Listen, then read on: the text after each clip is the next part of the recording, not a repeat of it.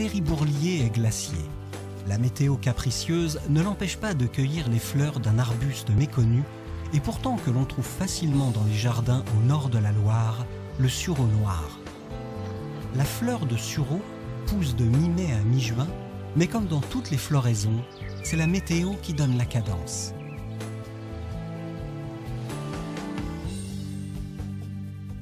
Alors, je les cueille à ce stade-là quand toutes les fleurs sont bien apparentes, qu'il n'y ait plus de petites boules vertes comme ça.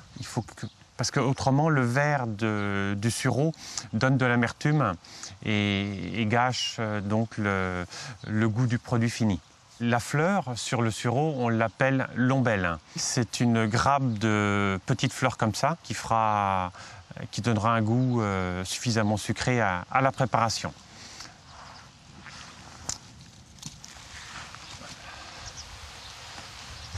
Là, c'est celle qui serait le plus en avance là. Pour celles qui sont défleuries, donc il y aura formation de baies. Et donc c'est le fruit du sureau donc, que je cueillerai aussi en grappe fin août, début septembre. Avec cet arbuste qu'il trouve partout à l'état sauvage autour de chez lui, c'est tout naturellement que Valérie a eu l'idée d'utiliser le sureau dans ses créations de sorbet.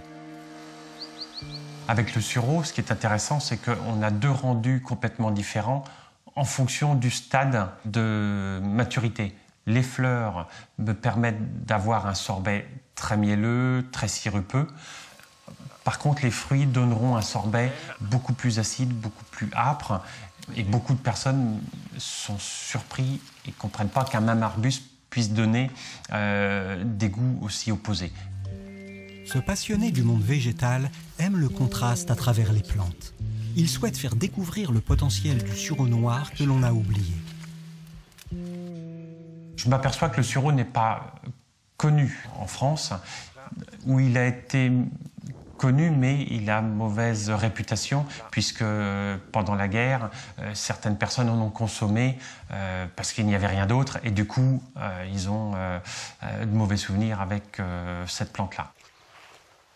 Bon, la météo n'est pas favorable, mais la cueillette a été bonne quand même.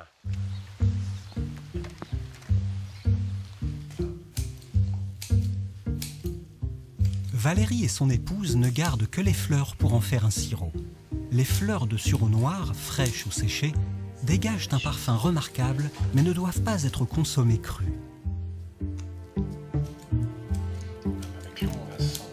Ce fils d'agriculteur a suivi le chemin de ses parents en devenant producteur de lait.